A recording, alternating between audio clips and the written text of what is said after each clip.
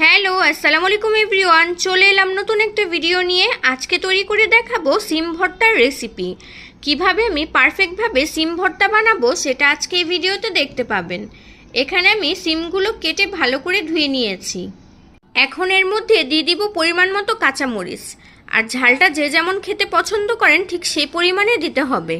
এখন পরিমাণ মতো পানি দিয়ে চুলায় সিদ্ধ করে নিব।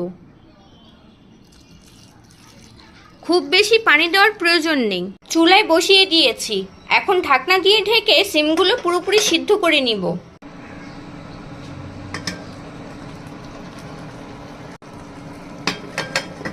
পনেরো থেকে 20 মিনিট পর ঢাকনা খুলে দেখে নিব।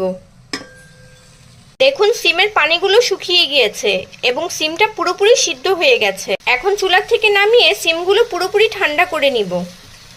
ভর্তা করার জন্য এখানে আমি পরিমাণ মতো পেঁয়াজ কুচি নিয়েছি, ধনেপাতা কুচি আর সিদ্ধ করে রাখা কাঁচামরিচ। এখন দিয়ে দিব পরিমাণ মতো লবণ।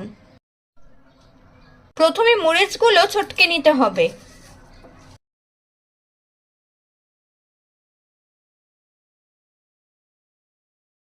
এই জিনিসগুলো যত ভালো করে মাখবেন ভর্তা ততটাই টেস্টি হবে।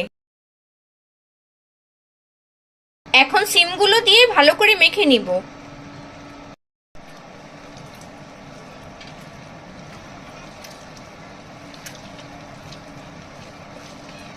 শীতের সকালে ভাতের সাথে যদি এরকম একটা মজাদার ভর্তা থাকে তাহলে ভাতের সাথে আর কোনো কিছুই দরকার নেই। এখন 2 টেবিল চামচ পরিমাণ সরিষার তেল দিয়ে দিব।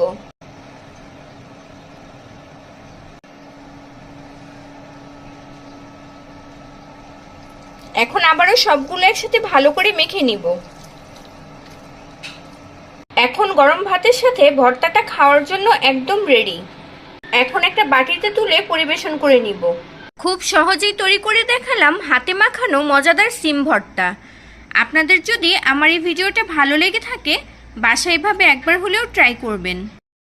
আমার ভিডিওতে একটা লাইক এবং শেয়ার করে দিবেন। আমার চ্যানেলে যদি নতুন হয়ে থাকেন আমার চ্যানেলটি সাবস্ক্রাইব করে আমার পাশে থাকবেন।